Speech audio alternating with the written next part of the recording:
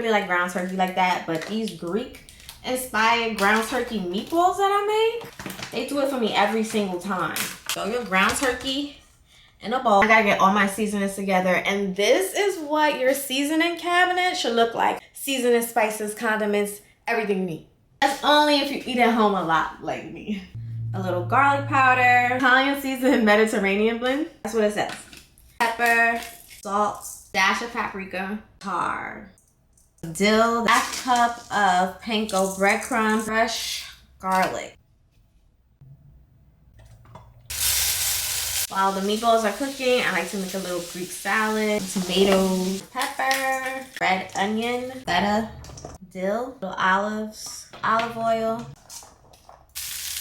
leftover white rice that I'm gonna heat up, tzatziki sauce to dip the meatballs in.